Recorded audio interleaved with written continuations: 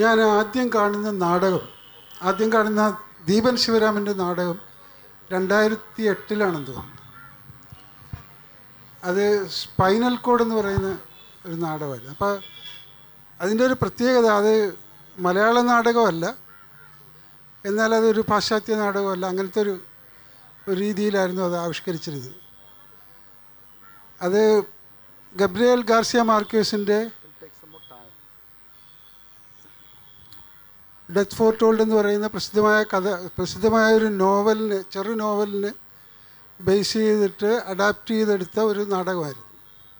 അപ്പോൾ അതിൻ്റെ പുതുമകളൊക്കെ വളരെ അതിലുണ്ടായിരുന്ന ആ നാടകം ചെയ്യുമ്പോൾ ഉണ്ടായിരുന്ന അതിൻ്റെ സീനോഗ്രഫി അല്ലെങ്കിൽ അതിൻ്റെ അവതരണ രീതിയൊക്കെ വളരെ പ്രത്യേകതകളുള്ളതായിരുന്നു. കാരണം സാധാരണ രീതിയിൽ നമ്മൾ പ്രൊസീനിയം തിയേറ്ററിലൊക്കെ കാണുന്ന പോലെ ഒരു കർട്ടൻ്റെ പശ്ചാത്തലത്തിൽ അവതരിപ്പിക്കപ്പെടുന്ന ഒരു നാടകമല്ല അത്. വാസ്തവത്തിൽ അതിൽ കഥാപാത്രങ്ങളെപ്പോലെ തന്നെ വസ്തുക്കൾക്കും പ്രാധാന്യമുണ്ട്. അതിൽ അവതരിപ്പിക്കപ്പെടുന്ന വസ്തുക്കൾക്കും ചിത്രങ്ങൾക്കുമൊക്കെ വളരെയധികം പ്രാധാന്യമുണ്ട് എന്ന് കാണിക്കുന്ന ഒരു അവതരണ രീതിയിലായിരുന്നു. അപ്പം അന്ന് തന്നെ എനിക്ക് വാസ്തവത്തിൽ വളരെയധികം അത് സമകാലീന കല, അതായത് ഞാൻ പ്രാക്ടീസ് ചെയ്യുന്ന കലാരീതിയോട് വളരെയധികം അടുത്ത ബന്ധമുണ്ടെന്ന് എനിക്ക് തോന്നിയിരുന്നു. അങ്ങനെയാണ് ഞാനത് കാണുന്നത്. അപ്പോൾ തന്നെ എന്നെ സംബന്ധിച്ച് ഞാനതുമായിട്ടൊരു താരതമ്യം പ്രാപിക്കുകയും അതിനോട് ചേർന്ന് നിൽക്കാൻ ആഗ്രഹിക്കുകയും ചെയ്തിരുന്നു. അപ്പോൾ അതുപോലുള്ള നാടകങ്ങൾ വാസ്തവത്തിൽ അന്ന് സാധാരണമല്ലായിരുന്നു. പക്ഷേ എങ്കിൽ കൂടി ഞാൻ അന്ന് ഡൽഹിയിലായിരുന്നപ്പോൾ, ഡൽഹിയിൽ താമസിക്കുമ്പോൾ ഞാൻ മിക്കവാറും അവിടുത്തെ NSDയിൽ, നാഷണൽ സ്കൂൾ ഓഫ് ഡ്രാമയിൽ നാടകങ്ങൾക്ക് വേണ്ടി പ്രവർത്തിക്കാറുണ്ടായിരുന്നു. അവിടുത്തെ രംഗപടം ഉണ്ടാക്കുന്നതിലും അല്ലെങ്കിൽ രംഗാവിഷ്കാരം നടത്തുന്നതിലൊക്കെ ഒരുപാട് മുതിർന്ന ഡയറക്ടർമാരെ സഹായിക്കാറുണ്ടായിരുന്നു. അപ്പോൾ അതിൻ്റെയൊക്കെ പശ്ചാത്തലത്തിലാണ് ഞാൻ ഈ നാടകം കാണുന്നത്. അതിനുശേഷം വളരെ വർഷങ്ങൾക്ക് ശേഷമാണ് പല സംവിധാനങ്ങളും മാറിയ ദീപൻ ശിവരാമൻ്റെ പുതിയ നാടകങ്ങളിലേക്ക് ഞാൻ പ്രവേശിക്കുന്നത്. അത് വാസ്തവത്തിൽ ആദ്യം ഇതിന് ശേഷമുള്ള ഒരു ഇടവേളയ്ക്ക് ശേഷം ഞാൻ ആദ്യം കാണുന്ന നാടകം ഖസാക്കിൻ്റെ ഇതിഹാസം എന്ന നാടകമാണ്. അത് പ്രസിദ്ധമായിട്ടുള്ള OV വിജയൻ്റെ നോവലിനെ ആധാരമാക്കി എടുത്തിട്ടുള്ള മലയാളത്തിൽ നിന്ന് മലയാളത്തിലാക്കിയ നാടകം എന്ന് വേണേൽ പറയാം. അങ്ങനെയുള്ളൊരു നാടകമാണ്. അപ്പോൾ അതുകൊണ്ട് മലയാളത്തിൻ്റേതായിട്ടുള്ള തനിമകളൊക്കെ നാടകത്തിലും വന്നിട്ടുണ്ട്. എന്നാൽ മലയാളത്തിൻ്റേതല്ലാത്ത പ്രത്യേകതകളും ആ നാടകത്തിലുണ്ടായിട്ടുണ്ട്. അപ്പോൾ അതെന്നെ വളരെയധികം സന്തോഷിപ്പിക്കുകയൊക്കെ ചെയ്തിരുന്നു. എൻ്റെ ആസ്വാദനത്തിൽ എനിക്ക് വളരെയധികം സന്തോഷം തോന്നിയ ഒരു കാര്യമായിരുന്നു വാസ്തവത്തിൽ ഖസാക്കിൻ്റെ ഇതിഹാസത്തിൻ്റെ കാഴ്ച. അതിനുശേഷം ആണ് ഞാൻ ദീപൻ്റെ അടുത്ത കാലത്തുള്ളൊരു സംരംഭമായിട്ടുള്ള ഉപറോയ് കാണുന്നത്. ഉപറോയിയെ സംബന്ധിച്ചിടത്തോളം അത് വളരെയധികം എന്നെ സംബന്ധിച്ച് അപ്രതീക്ഷിതമായിട്ടുള്ളൊരു അരങ്ങായിരുന്നു അത്. കാരണം ഞാൻ ഉപറോയ് നാടകം വായിക്കുന്നത് എൻ്റെ കോളേജ് പഠനകാലത്താണ്. ഞാൻ തിരുവനന്തപുരത്ത് പഠിക്കുമ്പോഴാണ് ആദ്യമായിട്ട് ഉപറോയിയെക്കുറിച്ച് മനസ്സിലാക്കുന്നത്. ഞാൻ ആദ്യം ആ നാടകം വായിക്കുകയല്ല ചെയ്തത്, നാടകത്തിന് വേണ്ടി ഉപറോയ് ആവിഷ്കരിക്കുന്ന ചില ഉട്കട്ടുകളൊക്കെ കാണുകയായിരുന്നു. അപ്പോൾ അത് ഞാൻ ദീപനോട് പലപ്പോഴും സംസാരിച്ചിട്ടുള്ളൊരു കാര്യമാണ്. കാരണം ഞാൻ ആദ്യം കണ്ടത് ഉപറോയ് എന്ന കഥാപാത്രത്തെ വെച്ചുകൊണ്ട് ആൽഫ്രഡ് ജാറി ചെയ്ത ഒരു ഉട്കട്ടിലൂടെയാണ് ഞാൻ ആദ്യം ഉപറോയിലേക്ക് പ്രവേശിക്കുന്നത്. അത് എന്നെ സംബന്ധിച്ചും വളരെ മൗലികമായിട്ടുള്ളൊരു രചനയായിട്ട് ഇപ്പോഴും തോന്നുന്നുണ്ട്. കാരണം അത് അത്തരം ഒരു രീതി, അത്തരം ഒരു ആവിഷ്കാര രീതി വാസ്തവത്തിൽ ലോകത്തിലുള്ള പല ചിത്രകാരന്മാരെ എടുത്താലും കാണാൻ കഴിയില്ല. കാരണം അവരുടേതല്ലാത്തൊരു മൗലികമായിട്ടുള്ളൊരു എന്തോ ഒരു കാര്യം അതിലുണ്ടെന്ന് എനിക്ക് അപ്പോഴും തോന്നിയിരുന്നു. ഇപ്പോഴും അത് തോന്നുന്നുണ്ട്. കാരണം അത് വളരെ വലിപ്പമുള്ള വയറൊക്കെ ഉള്ളൊരു ആഭാസനയൊക്കെ ചിത്രീകരിക്കുന്ന രീതിയിലുള്ള ഒരു രൂപമാണത്. ഇപ്പോൾ പഴയ ഇൻക്വിസിഷനിലൊക്കെ ഉപയോഗിക്കുന്ന മാതിരിയുള്ളൊരു നീളം തൊപ്പിയിട്ടുള്ള ഒരാൾ. അതിൽ 2 കണ്ണുകളുണ്ട്. പിന്നെ അയാളുടെ വലിയ വയറിൽ ഈ ഗർഭപാത്രത്തിലേക്ക് ചുഴിഞ്ഞു പോകുന്ന പോലുള്ള രേഖകൾ, അതായത് ഈ പിന്നീട് ലാൻഡ് ആർട്ടിലൊക്കെ റോബർട്ട് സ്മിത്സൻ്റെയൊക്കെ ലാൻഡ് ആർട്ടിലൊക്കെ വരുന്ന രീതിയിലുള്ള ജട്ടി എന്ന് പറയുന്ന പ്രസിദ്ധമായിട്ടുള്ള രചനകളിലൊക്കെ വരുന്ന രീതിയിലുള്ള അകത്തേക്ക് ചുരുണ്ട് പോകുന്ന ഒരു വഴികളെപ്പോലെ അകത്തേക്ക് ചുരുണ്ട് കയറുന്ന ഒരു ഡയഗ്രം അതിൻ്റെ വയറിൽ അയാൾ പതിപ്പിച്ചിട്ടുണ്ടായിരുന്നു. ഇതൊക്കെ ഒരു വലിയൊരു പ്രത്യേകതയായിരുന്നു. കാരണം അന്ന് മനുഷ്യ ശരീരത്തിലൊക്കെ അങ്ങനെയുള്ള വരകളൊക്കെ വരുന്നത് പിന്നെ വളരെയധികം വളരെ നാൾ കഴിഞ്ഞിട്ടാണ്. അപ്പോൾ അതിൻ്റെ ആ മൗലിക സ്വഭാവം എന്നെ ആകർഷിച്ചിരുന്നു. അങ്ങനെയാണ് പിന്നീടാണ് ഞാൻ ഉബറോയ് വായിക്കുന്നത്. ഈ ഒരു അബ്സേഡിറ്റി കണ്ടതുകൊണ്ടാവാം അതിനോടുള്ളൊരു അഭിവാഞ്ച എനിക്ക് വാസ്തവത്തിൽ വായിക്കണമെന്നുള്ളൊരു ഇത് തോന്നിയതുകൊണ്ടാകും ഞാനത് തേടിപ്പിടിച്ച് വായിക്കുകയായിരുന്നു. അപ്പോഴാണ് അത് വാസ്തവത്തിൽ നാടക സമ്പ്രദായങ്ങളെ മുഴുവൻ മാറ്റിമറിക്കുന്ന രീതിയിലുള്ള ഡയലോഗുകളും ആവർത്തന വിരസം എന്നൊക്കെ തോന്നാവുന്ന ചില പദപ്രയോഗങ്ങളും ആഭാസം എന്നൊക്കെ നമ്മൾ പറയാവുന്ന രീതിയിലുള്ള വാഗ്ധോരണികളും ഒക്കെ ഉള്ളൊരു നാടകമാണത്. ആ നാടകം തുടങ്ങുന്നത് തന്നെ ആദ്യത്തെ വാക്ക് തന്നെ ഫ്രഞ്ച് പദമായിട്ടുള്ള ഷിറ്റ് എന്നർത്ഥം വരുന്ന ഒരു ഫ്രഞ്ച് പദത്തിൽ നിന്നാണ് ആദ്യത്തെ വാചകം തന്നെ. അപ്പം ഈ രീതിയിലായിരുന്നു വാസ്തവത്തിൽ ആൽഫ്രഡ് ജാരിയുടെ നാടകം അരങ്ങേറുന്നത്. ഇത് 1896 എഴുതിയ ഒരു നാടകമാണ്. അന്ന് മോഡേണിറ്റി പോലും യൂറോപ്പിലൊക്കെ വരുന്നത് അതിനൊക്കെ വളരെ നാളുകൾക്ക് ശേഷമാണ്. പിക്കാസോയുടെ ഏറ്റവും ഇമ്പോർട്ടൻ്റ് ആയിട്ടുള്ള അവിഗ്നോനിലെ കന്യകമാർ, മെയ്ഡ്സ് ഓഫ് അവിഗ്നോൻ എന്ന് പറയുന്ന പ്രഖ്യാത ചിത്രമൊക്കെ വരയ്ക്കുന്നത് വാസ്തവത്തിൽ 1907 അപ്പോൾ അതിനൊക്കെ എത്രയോ നാൾ മുമ്പാണ് വാസ്തവത്തിൽ ആൽഫ്രഡ് ജാരിയുടെ ഈ നാടകം അരങ്ങേറുന്നത്. അപ്പോൾ ഈ നാടകത്തിൻ്റെ പ്രത്യേകത എന്ന് പറയുന്നത് അതിൽ കൺവെൻഷനായിട്ടുള്ള നാടകത്തിൻ്റെ ഒരു കാര്യവും ആ നാടകത്തിലില്ല. അതിൽ കംപ്ലീറ്റ് അർത്ഥശൂന്യമായിട്ടുള്ള വാക്കുകൾ കൊണ്ട് അർത്ഥമുണ്ടാക്കുന്ന ഒരു രീതിയാണ് വാസ്തവത്തിൽ ആൽഫ്രഡ് ജാരി ആ നാടകത്തിലൂടെ പ്രകടിപ്പിക്കുന്നത്. അതിലെ അർത്ഥമില്ലാത്ത വാക്കുകൾക്ക് എങ്ങനെ അർത്ഥമുണ്ടാക്കാമെന്ന് പല ചിത്രകാരന്മാരും പിന്നീട് അത് ആവിഷ്കരിക്കാൻ ശ്രമിച്ചിട്ടുണ്ട്. അതായത് ആൽഫ്രഡ് ജാരിയുടെ ഈ നാടകം കണ്ടതിന് ശേഷം ആവണം വാസ്തവത്തിൽ പിക്കാസോ തൻ്റെ പ്രസിദ്ധമായിട്ടുള്ള lies and dreams of Franco എന്ന് പറയുന്ന വലിയ വിഖ്യാത ചിത്രം വരയ്ക്കുന്നത്. അപ്പോൾ അതിൻ്റെ ഘടനയിലൊക്കെ ഈ ആൽഫ്രഡ് ജാരിയുടെ ചിത്രങ്ങളോടും നാടകത്തോടും വളരെ ബന്ധമുണ്ടായിരുന്നെന്ന് പിക്കാസോ ഒക്കെ പിന്നീട് പറഞ്ഞിട്ടുണ്ട്. അപ്പോൾ ഈ നാടകത്തിൻ്റെ പ്രത്യേകത അത്രയ്ക്ക് വലുതായിരുന്നു. കാരണം പിന്നീട് വന്ന കലാകാരന്മാരെയും സാഹിത്യകാരന്മാരെയും ഒക്കെ സ്വാധീനിക്കാൻ പറ്റുന്ന രീതിയിലുള്ള ഒരു വർക്കായിരുന്നിട്ട് കൂടി അത് വളരെ അസംബന്ധ പ്രലപനം എന്ന് തോന്നാവുന്ന രീതിയിലുള്ള ഒരു ഭാഷയായിരുന്നു ആ നാടകത്തിലുണ്ടായിരുന്നത്.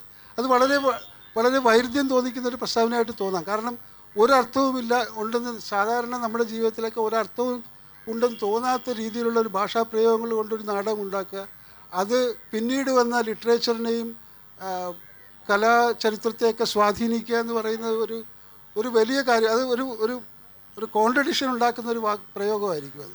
പക്ഷെ അങ്ങനെയാണ് സംഭവിച്ചത്, അങ്ങനെയാണ് ചരിത്രത്തിൽ സംഭവിച്ചത്. കാരണം ഇത് വർഷങ്ങൾക്ക് ശേഷം ഏറ്റവും പ്രബലമായിട്ടുള്ള ഒരു ധാരയായിട്ടുള്ള പല കലാപ്രസ്ഥാനങ്ങളെയും സ്വാധീനിക്കുവാൻ തക്കതായിട്ടുള്ളൊരു വലിയ നാടകമായിട്ട് അത് ഉയർന്നു വന്നു. അതായത് ഷേക്സ്പിയറിൻ്റെ നാടകങ്ങളെപ്പോലെ ഷേക്സ്പിയർ ഇന്നും പലതും കടമെടുത്തിട്ടുണ്ട് ഈ നാടകത്തിൽ. അങ്ങനെ പറയാറുണ്ട്.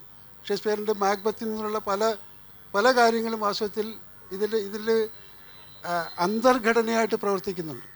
അപ്പോൾ അങ്ങനെ പല കാര്യങ്ങളും ഒരു നാടകമാണ് വാസ്തവത്തിൽ ഇത് ദീപൻ ആവിഷ്കരിച്ച്. അതെനിക്ക് വളരെ അത്ഭുതം തോന്നി. കാരണം കേരളത്തിൽ അത് അവതരിപ്പിക്കുമ്പോൾ ഉണ്ടാകുന്ന പ്രശ്നങ്ങൾ ഭയങ്കരമായിരിക്കും. കാരണം ഒന്നാമത് അത് കേരളത്തിൻ്റെ സാഹചര്യങ്ങളിലേക്ക് മാറ്റുക എന്ന് പറയുന്നത് വളരെ ശ്രമകരമായൊരു പണിയാണ്. കാരണം ഒന്നാമത് അത് ഫ്രഞ്ചിലാണ്, നാടകം ആദ്യമായിട്ട് എഴുതപ്പെടുന്ന ഫ്രഞ്ച് ഭാഷയിലാണ്. മാത്രമല്ല അതിൻ്റെ പരിചരണ രീതികൾ മുഴുവൻ ഒരു വെസ്റ്റേൺ ആയിട്ട് നമ്മൾ കരുതുന്ന പല സങ്കല്പങ്ങളും വെച്ചുകൊണ്ടാണ്. കാരണം അതിലെ നാടകങ്ങളുടെ കഥാപാത്രങ്ങളുടെ ഘടനയൊക്കെ ജാരി അതിനെ രൂപപ്പെടുത്താൻ ഉപയോഗിച്ചിരിക്കുന്ന വേഷവിധാനങ്ങളും രംഗപരിചരണങ്ങളും ഒക്കെ വാസ്തവത്തിൽ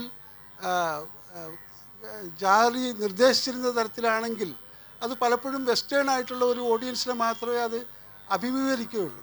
അതിൻ്റെ അബ്സേർഡിറ്റി പൂർണ്ണമായിട്ട് മനസ്സിലാക്കണമെങ്കിൽ ജാരി നിർദ്ദേശിച്ച തരത്തിലുള്ള വേഷവിധാനങ്ങളോടും രംഗസജ്ജീകരണങ്ങളോടും മാത്രമേ അത് അവതരിപ്പിക്കാൻ പറ്റുകയുള്ളൂ എന്ന് ജാരി തന്നെ നിർദ്ദേശിച്ചൊരു നാടകമാണിത്.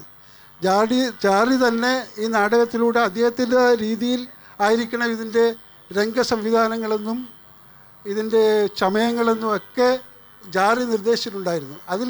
അത് മലയാളത്തിലാക്കുക എന്ന് പറയുന്നത് മലയാളത്തിൽ അതിൻ്റെ അതായത് ഈ നാടകം വാസ്തവത്തിൽ ഫാസിസത്തിനെതിരായിട്ടുള്ള ഒരു നാടകമാണ്. ഇത് ആദ്യമായിട്ട് ഈ ഒരു അധികാരത്തെ ഇത്രയധികം ശക്തിയേറിയ ഭാഷയിൽ ചോദ്യം ചെയ്യപ്പെടുന്ന ഒരു ടെക്സ്റ്റായിരുന്നു വാസ്തവത്തിൽ ആൽഫ്രഡ് ജാറിയുടെ ഉപറോയ്ക്കുണ്ടായിരുന്നത്. കാരണം അങ്ങേയറ്റം നീചവും വഷളുമായിട്ടുള്ള പദപ്രയോഗങ്ങൾ കൊണ്ട് ഫാസിസത്തെ ആക്രമിക്കുക, അതായത് സ്വേച്ഛാധിപത്യത്തെ ആക്രമിക്കുക, രാഷ്ട്രീയത്തിൻ്റെ അധികാര ദുർവിനിയോഗത്തെ ആക്രമിക്കുക എന്നുള്ളതായിരുന്നു ജാറിയുടെ പുസ്തകത്തിലെ പ്രധാന വസ്തുത. അപ്പോൾ അതിനെ വേറൊരു ഭാഷയിലേക്ക് വേറൊരു നാട്ടിലേക്ക് ആവിഷ്കരിക്കുമ്പോൾ അതിൻ്റേതായിട്ടുള്ള ഒരുപാട് പ്രയാസങ്ങളുണ്ട്. കാരണം ജാറി നിർദ്ദേശിച്ച ഒരു സാധനങ്ങളിലൂടെയും നമുക്കത് സംവദിക്കാൻ പറ്റുകയില്ല. അപ്പോൾ അതിന് പ്രത്യേക രീതിയിലുള്ള ഒരു സംവിധാനം ആവശ്യമാണെന്ന് കണ്ടുകൊണ്ടാണ് ദീപൻ്റെ നാടകത്തിൽ പലതരം കാര്യങ്ങളിലൂടെ അത് കൈയടക്കിയിരിക്കുന്നത്. വാസ്തവത്തിൽ ഞാൻ ആലോചിച്ചപ്പോൾ, ഞാൻ പിന്നീട് ഈ നാടകം കണ്ടപ്പോൾ ആലോചിച്ചപ്പോൾ അതിൻ്റെ വാസ്തവത്തിൽ അതിൻ്റെ വാചകങ്ങൾ അതിലെ ഡ്രാമയുടെ ഭാഷ ആവിഷ്കരിക്കാനല്ല വാസ്തവത്തിൽ കൂടുതൽ സമയം വേണ്ടത്. അതിലെ രംഗവിധാനം, അതായത് നമ്മൾ സ്റ്റേജിലോ അല്ലെങ്കിൽ നാടക പരിസരത്തുണ്ടാക്കുന്ന ചമയങ്ങളും അതിലെ വസ്തുക്കളും, അതായത് ഓബ്ജക്റ്റുകൾ വെച്ചിട്ടാണല്ലോ ഈ കഥ പറയുന്ന രീതി വാസ്തവത്തിൽ സമകാലീന നാടകങ്ങളിലൊക്കെ പിന്നീടുണ്ടായ നാടകങ്ങളിലൊക്കെ ഇപ്പോൾ നമ്മൾ കാണുന്ന നാടകങ്ങളിലൊക്കെ മിക്കവാറും ഉണ്ട്. ഈ വസ്തുക്കൾക്ക് വളരെ അമിതമായ പ്രാധാന്യമുണ്ട്. അപ്പോൾ അതുപോലുള്ളൊരു ആവിഷ്കരണ രീതി ഉണ്ടായാൽ മാത്രമേ ഈ നാടകം, അതായത് കേരളത്തിൻ്റേതായിട്ടുള്ള വസ്തുക്കൾ കൊണ്ട് നിർമ്മിച്ച ഒരു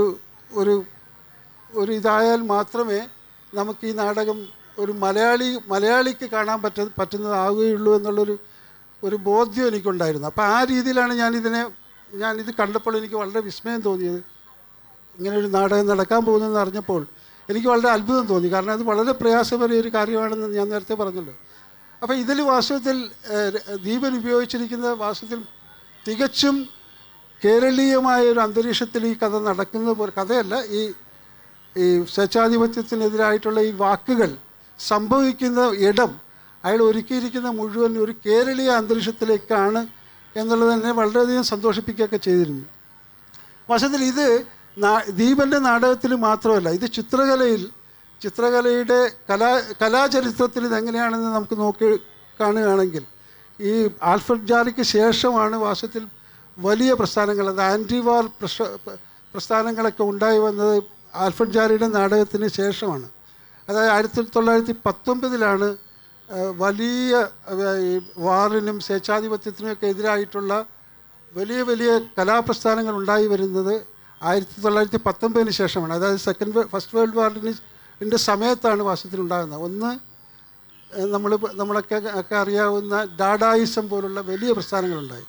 അതിനുശേഷം സർറിയലിസം പോലുള്ള വലിയ മഹത്തായ ലിറ്ററേച്ചറിലും ഒക്കെ വളരെ സ്വാധീനം ചെലുത്തിയിട്ടുള്ള സർറിയലിസം പോലുള്ള പ്രസ്ഥാനങ്ങളുണ്ടായി. ഇതിലൊക്കെ വാസ്തവത്തിൽ ഉപറോയി എന്ന നാടകത്തിൻ്റെ സ്വാധീനം വളരെയധികം കാണാൻ കഴിയും. അപ്പോൾ ഇന്ന് നമ്മൾ സമകാലീന ചരിത്രം, കലയുടെ സമകാലീന ചരിത്രം എടുക്കുകയാണെങ്കിൽ ഇപ്പം നമ്മൾ ബിനാലയിലൊക്കെ കാണാറുണ്ട്, വലിയ ഇൻസ്റ്റലേഷൻ വർക്കുകളും ഒക്കെ കാണാറുണ്ട്. നിങ്ങൾക്ക് എല്ലാവർക്കും സുപരിചിതമായിട്ടുള്ളൊരു കാര്യമാണത്. അപ്പോൾ അത് വെച്ച് നോക്കുകയാണെങ്കിൽ അതിനുള്ളിലും ജാറിയുടെ സ്വാധീനം വളരെയധികം കാണാൻ കഴിയും. അപ്പോൾ ഈ പ്രത്യേകതകളാണ് വാസ്തവത്തിൽ എന്നെ ദീപൻ്റെ നാടകത്തിലേക്ക് ആകർഷിക്കാൻ കഴിഞ്ഞൊരു പ്രത്യേക കാരണം. അപ്പോൾ ഇതിൽ ഒരു പ്രത്യേക ഇത് പറയുകയാണെങ്കിൽ നമ്മുടെ 20ാം നൂറ്റാണ്ടിൽ ഉയർന്നു വന്ന ഏറ്റവും വലിയൊരു കലാപ്രസ്ഥാനമാണ് ആർട്ടെ പൊവേര എന്ന് പറയുന്ന ഇറ്റലിയിലുണ്ടായിട്ടുള്ളൊരു പ്രസ്ഥാനം. അത് ഇപ്പോൾ ബിനാലകളിലൊക്കെ നമുക്ക് പരിചയമായിരിക്കും. കാരണം പഴയ നമ്മൾ ഉപയോഗിച്ച വസ്തുക്കളും നമ്മൾ ഉപയോഗിച്ച വസ്ത്രങ്ങളും ഒക്കെ കൊണ്ട് വാസ്തവത്തിൽ ഒരു കലാസൃഷ്ടി ഉണ്ടാക്കുക എന്നുള്ള ആശയമൊക്കെ അവതരിപ്പിക്കുന്നത്, അതിനൊരു ഒരു സംഘടിത ശ്രമം എന്നുള്ള നിലയിൽ അത് ഉണ്ടായി വരുന്നത് 1960കളിലാണ്. 60കളിൽ ഉണ്ടായി വന്നൊരു പ്രസ്ഥാനമാണ് ആർട്ടെ പൊവേര എന്ന് പറയുന്നത്. ആർട്ടെ പൊവേരയിലുള്ള മിക്കവാറും ആർട്ടിസ്റ്റുകൾ, അതായത് മെർസ് ആയാലും അങ്ങനെയൊക്കെയുള്ള ഒരുപാട് ആർട്ടിസ്റ്റുകൾ അതിലൂടെ വന്നിട്ടുണ്ട്. സാൻഡ്രോച്ചിയ, ഇങ്ങനെയൊക്കെയുള്ള ഒരുപാട് കലാകാരന്മാർ അതിലൂടെ ഉയർന്നു വന്നവരാണ്. അപ്പോൾ അവരൊക്കെ ഉപയോഗിച്ചിരുന്ന വസ്തുക്കളൊക്കെ പഴകിയ, അതായത് ചിത്രം വരയ്ക്കാനും ചിത്രത്തിൽ പ്രയോഗിക്കാനും അല്ലെങ്കിൽ ഒരു രൂപത്തിലേക്ക് കൊണ്ടുവരാനായിട്ട് അവർ പഴയ വസ്തുക്കൾ, അതായത് ഉപയോഗിച്ച വസ്തുക്കൾ എടുക്കുകയും ഉപയോഗിച്ച വസ്ത്രങ്ങളൊക്കെ ഉപയോഗിക്കുകയൊക്കെ ചെയ്തിരുന്ന ഒരു കാര്യമായിരുന്നു, ഒരു പ്രസ്ഥാനമായിരുന്നു അത്. അപ്പോൾ ഇതിൽ ഈ നാടകത്തിലും അങ്ങനെ ഒരു ഇത് കാണാൻ കഴിയും. കാരണം ഇപ്പോൾ ദീപൻ്റെ നാടകശ്രമങ്ങളിലൊക്കെ തന്നെ ഈ പഴയതിനെ, ഈ തുരുമ്പ് പിടിച്ച സാധനങ്ങളെയൊക്കെ ഒരു വസ്തുവായിട്ട് നാടകത്തിൽ പ്രയോഗിക്കുക, അതിന് വളരെയധികം അർത്ഥങ്ങൾ കൊണ്ടുവരിക, ഇതൊക്കെ ദീപൻ്റെ നാടകത്തിൽ വളരെ ശ്രദ്ധേയമായിട്ട് എനിക്ക് തോന്നിയിട്ടുണ്ട്. അപ്പോൾ അതിനെക്കുറിച്ചുള്ളൊരു അന്വേഷണം എന്ന നിലയിലാണ് ഞാൻ ഈ സംഭാഷണം വാസ്തവത്തിൽ ഞാൻ എന്തായാലും ഉദ്ദേശിക്കുന്നത്. അപ്പോൾ അതിന് ഉള്ള മറുപടി എന്നുള്ള നിലയിലോ അല്ലെങ്കിൽ അതിനെ വിശദീകരിക്കുന്ന രീതിയിലോ ഞാൻ വാസ്തവത്തിൽ ദീപൻ്റെയിൽ നിന്ന് പ്രതീക്ഷിക്കുന്നുണ്ട്.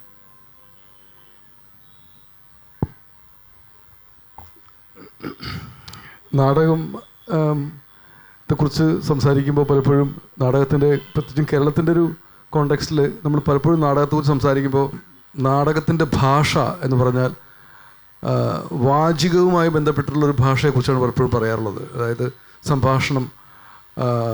കാരണം നാടക സാഹിത്യത്തിന് വളരെയധികം പ്രാധാന്യം ഉണ്ടായിട്ടുള്ള ഒരു ഇടമാണ് കേരളം. നാടക സാഹിത്യത്തിനാണ് ഒരുപാട് കാലത്ത് കേരളത്തിൽ പ്രാമുഖ്യം ഉണ്ടായിട്ടുള്ളത്. കേരളത്തിലെ പ്രധാനപ്പെട്ട നാടകക്കാരുടെ കുറിച്ച് പറയുകയാണെങ്കിൽ മിക്കവാറും എഴുത്തുകാരെ പേരുകളാണ് നമുക്ക് ഓർമ്മ വരിക, സംവിധായകരെക്കാളും. കഴിഞ്ഞ കുറച്ച് നാളുകളായിട്ടാണ്, ഒരു പക്ഷേ കഴിഞ്ഞ 10-20 വർഷങ്ങളായിട്ടാണ് നാടക സംവിധായകർ അവരുടെ നാടകങ്ങൾ, അതായത് ഇന്നാളുടെ ഖസാക്കിൻ്റെ ഇതിഹാസം, അല്ലെങ്കിൽ ഇന്നാളുടെ ഉബ്രോയ്, ഇന്നാളുടെ സ്പൈനൽ കോഡ് എന്നൊക്കെ പറയുന്ന തരത്തിൽ നാടക ഭാഷയെക്കുറിച്ച് പറയുമ്പോൾ അതിൻ്റെ ഒരു ഫിസിക്കലായിട്ടുള്ള ഫോമിനെ കുറിച്ച് നമ്മൾ സംസാരിക്കാൻ തുടങ്ങുന്നത്. ഇപ്പോൾ മധു ഇന്ന് പ്രധാനമായിട്ടും സംസാരിച്ചൊരു കാര്യം ഇതിൻ്റെ ഇതിന് ശരീരഭാഷയാണ്. എന്ന് പറഞ്ഞാൽ നാടകത്തിൻ്റെ ഒരു ഫിസിക്കൽ ലാംഗ്വേജിനെ കുറിച്ചാണ് മധു പ്രധാനമായിട്ട് സംസാരിച്ചത്. എനിക്ക് പലപ്പോഴും ചിത്രകാരന്മാരും വിഷ്വൽ ആർട്ടിസ്റ്റുകളായിട്ടുള്ള കോൺവെർസേഷനുള്ള ഒരു സന്തോഷം എന്ന് പറഞ്ഞിട്ടുണ്ടെങ്കിൽ, ചിത്രകാരന്മാരും ശില്പികളും അല്ലെങ്കിൽ ഇൻസ്റ്റലേഷൻ ആർട്ടിസ്റ്റുകളൊക്കെ നിങ്ങൾ ഇടപെടുന്ന ഒരു എന്താ പറയുക, ഒരു ലോകമെന്ന് പറഞ്ഞാൽ വസ്തുവകകൾ, മെറ്റീരിയലുകൾ, അല്ലെങ്കിൽ കാഴ്ച, അങ്ങനെയാണ് ലോകത്തെ പെർസീവ് ചെയ്യുന്നത്. എഴുത്തുകാരൻ ലോകത്തെ പെർസീവ് ചെയ്യുന്ന വാക്കുകളിലൂടെയും ആണ്, ഭയങ്കര ലിറിക്കലായിട്ടുള്ളൊരു തരത്തിലാണ് അത് ലോകത്തിനെ കാണുന്നത്. നമുക്കറിയാം നാടകം എന്ന് പറയുന്ന ഫോം എന്ന് പറയുന്നത് ഒരു ടൈം ആൻഡ് സ്പേസിലുള്ള നടക്കുന്നൊരു കാര്യങ്ങളാണ്. വസ്തുവകകളും ശരീരവും ശബ്ദവും ഒക്കെ അടങ്ങുന്നൊരു സെൻസോറിയലായിട്ടൊരു എക്സ്പീരിയൻസ് ആണ്. അപ്പോൾ ഞാൻ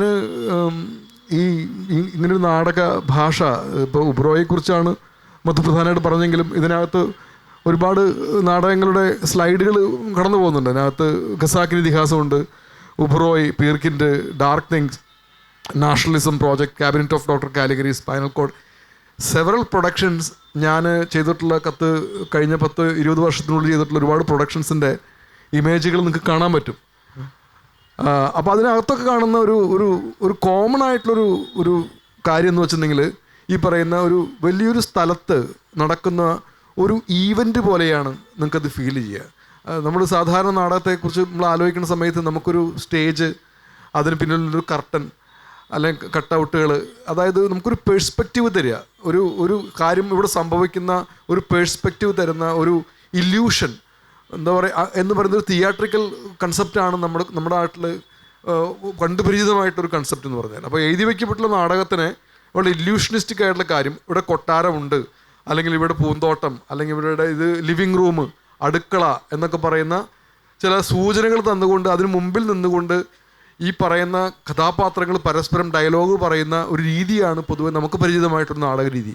അപ്പോൾ അവിടെ നിന്നും മാറി വളരെ സമൂലമായ ഒരു മാറ്റം നാടകം ഒരു ആർക്കിടെക്ചറൽ സ്പേസിലേക്ക് കൊണ്ടുവരിക. എനിക്കെപ്പോഴും തോന്നിയിട്ടുള്ള നാടകത്തിന് ആർക്കിടെക്ചറുമായിട്ടാണ് കുറെ കൂടി ബന്ധം. നാടകത്തിൻ്റെ ഡിസൈൻ പണ്ട് വളരെ മുമ്പ് തന്നെ നാടകത്തിൻ്റെ ഡിസൈൻ ഹിസ്റ്ററിയിലകത്ത് ചിത്രകാരന്മാരാണ് ഒരുപാട് പണിയെടുത്തിട്ടുള്ളത്. എന്ന് പറഞ്ഞാൽ സീനിക് പെയിൻറ്റേഴ്സ്, ബാക്ക്ഡ്രോപ്പ്, നമ്മുടെ നാട്ടിലുള്ള ആർട്ടിസ്റ്റ് സുജാത മാഷൊക്കെ വർക്കുകൾ പരിചയമായിട്ടുള്ള അറിയാൻ പറ്റും. സീനിക് പെയിൻറ്റിങ്ങുകളാണ്. അതായത് കർട്ടനും വരയ്ക്കുക എന്നുള്ളതാണ്. നമ്മൾ അവിടെ ഉണ്ട് വീട് പരിസരം എന്നൊക്കെ പറഞ്ഞ് ഇല്യൂഷനിസ്റ്റിക് ആയിട്ടുള്ള പെർസ്പെക്റ്റീവുകൾ വരയ്ക്കുന്ന ഒരു രീതിയാണ്. ആർക്കിടെക്ചറായിട്ടുള്ള സ്പേസിനകത്തേക്ക് തിയേറ്ററിനെ കൊണ്ടുവരുന്ന ഒരു ശ്രമമാണ് ഞാനൊക്കെ ചെയ്തിട്ടുള്ളത്. ഇപ്പോൾ ഖസാക്കിന് ഇതിഹാസം എന്ന് പറഞ്ഞാൽ ഒരു ഇടമാണത്. അതായത് നമ്മൾ ഒരു എക്സ്കവേഷൻ ഗ്രൗണ്ട് എന്നൊക്കെ പറയുന്ന പോലെ ഒരു ഇടമാണ്. അപ്പോൾ എങ്ങനെയാണ് ഇങ്ങനെയൊരു ഇടത്തിലേക്ക് നമ്മൾ എത്തുന്നത്? ഒരു ഉദാഹരണത്തിൽ തുടങ്ങുകയാണെങ്കിൽ ഖസാക്കിൽ തുടങ്ങാമെന്ന് എനിക്ക് തോന്നുന്നു. കാരണം ഖസാക്ക് നമ്മൾ അടുത്ത കാലത്ത് ഇവിടെ ഗോവയിലും അതുപോലെ കരുനാഗപ്പള്ളിയിലൊക്കെ കളിക്കുകയുണ്ടായി. അപ്പോൾ ഖസാക്കിന് ഇതിഹാസം വളരെ പരിചിതമായിട്ടുള്ളൊരു പുസ്തകമാണ്. ഇവിടെ ഇരിക്കുന്നവർ മിക്കവാറും ആളുകൾ വായിച്ചിട്ടുള്ള പുസ്തകമാണ്. ഖസാക്കിന് ഇതിഹാസം അത് ഒരു ഖസാക്ക് എന്ന് പറയുന്ന ഒരു ഭൂപ്രദേശത്തെ ജീവിക്കുന്ന ഒരുപാട് മനുഷ്യരുടെ ജീവിതവുമൊക്കെ ആയിട്ട് ബന്ധപ്പെടുന്ന അവരുടെ മനുഷ്യരുടെയും അതുപോലെ പരാതാത്മാക്കളുടെയും ഒക്കെ അടങ്ങുന്ന ഒരു വലിയൊരു ഇക്കോസിസ്റ്റത്തെ കുറിച്ചാണ് ശരിക്കും ആ നോവൽ.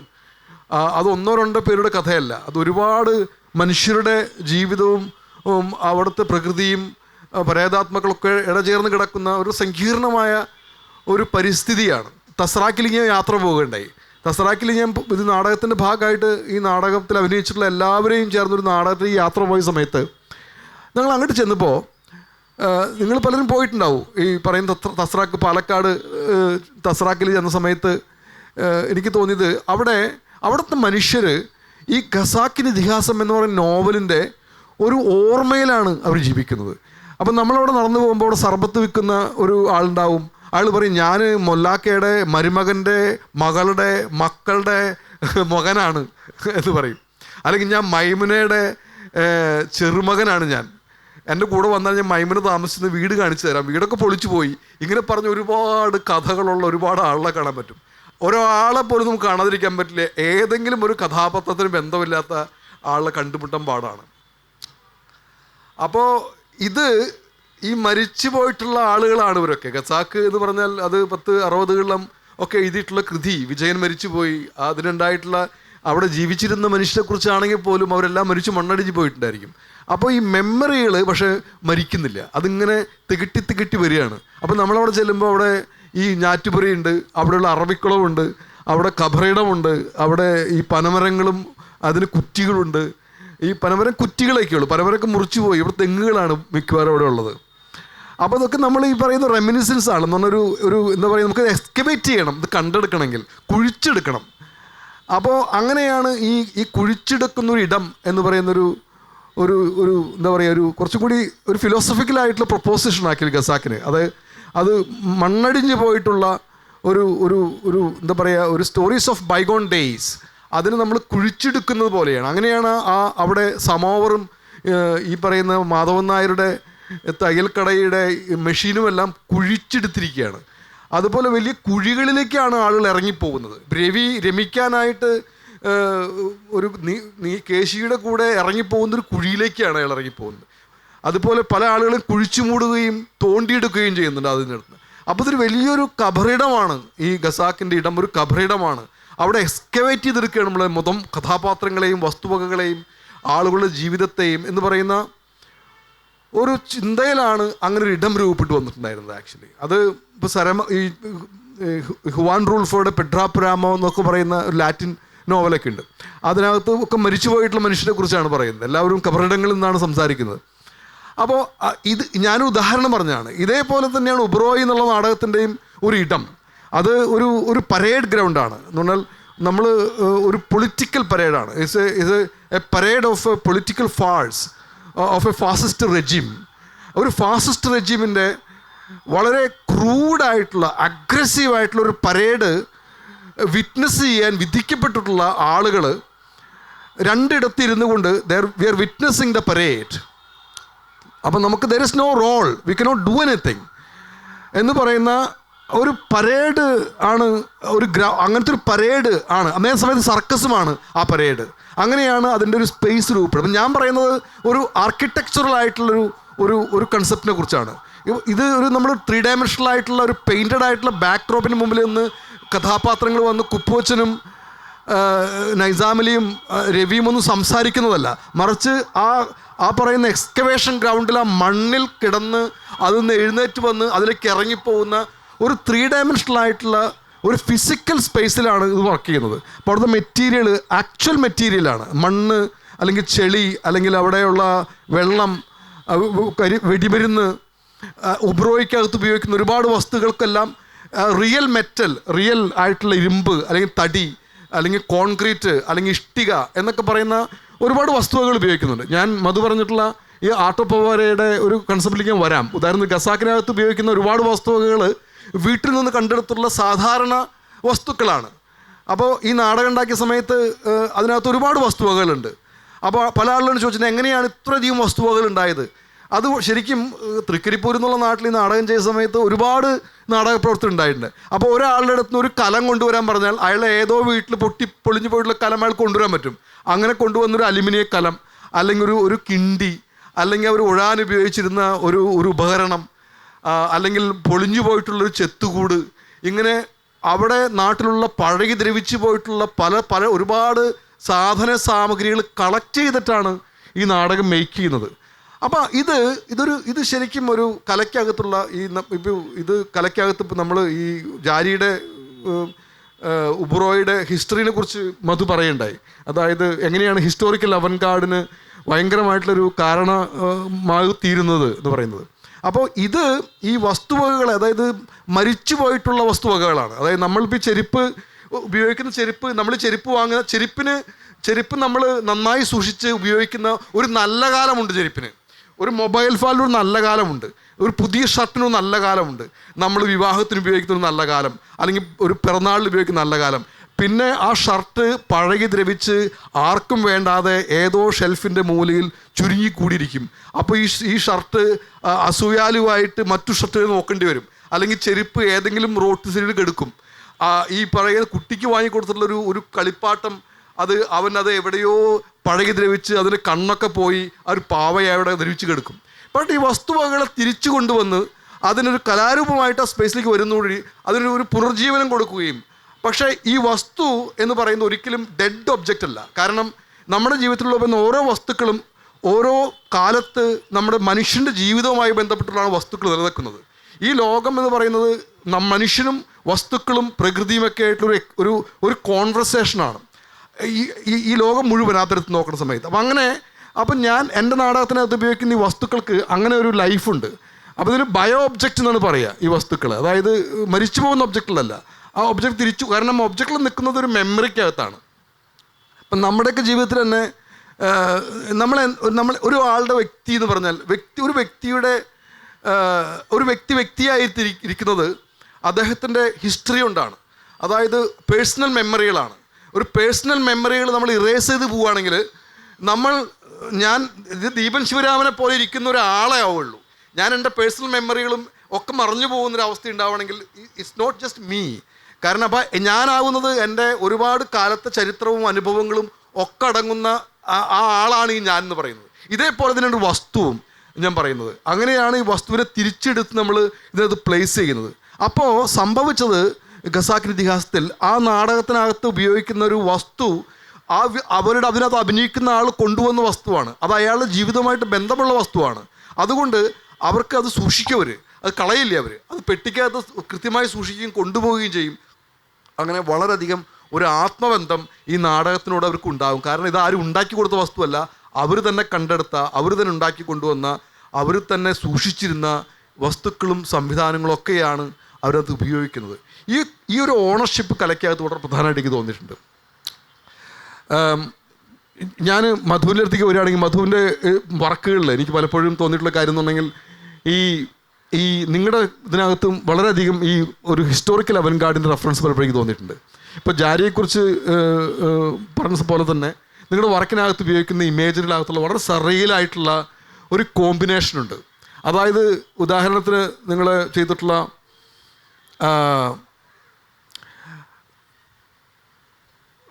എന്താണ് മറ്റേ കാഫ്കയുടെ പീനൽ കോളനി എന്ന് പറയുന്ന വർക്ക്. അപ്പോൾ പീനൽ കോളനി എന്ന് പറയുന്ന ഒരു പ്രധാനപ്പെട്ട കഥയാണ് ആക്ച്വലി കാഫ്കയുടെ. അപ്പോൾ പീനൽ കോളനി എന്നുള്ള വർക്കുമായിട്ട് ബന്ധപ്പെട്ട് ചെയ്തിട്ടുള്ള അത് ഒരു ടിപ്പുവിൻ്റെ ഒരു ടോയാണ് അല്ലേ ആ ശില്പം.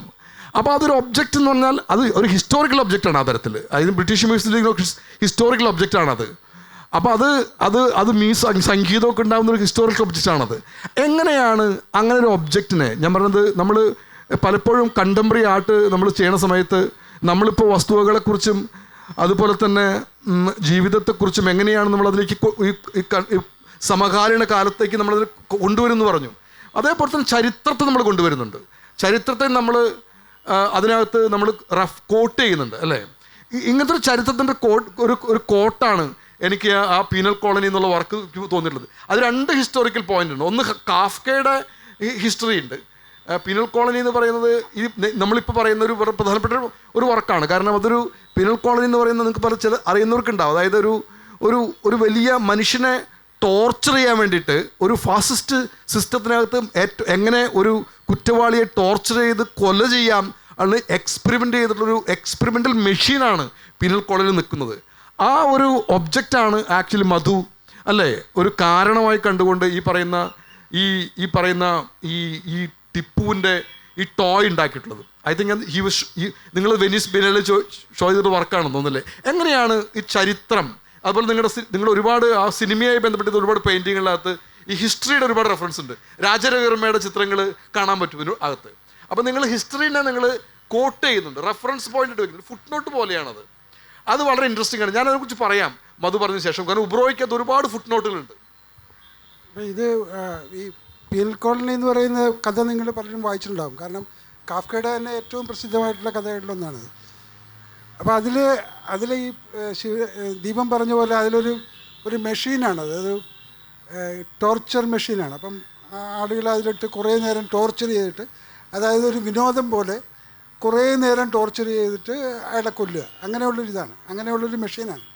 അപ്പോൾ ഈ മെഷീന് വാസ്തവത്തിൽ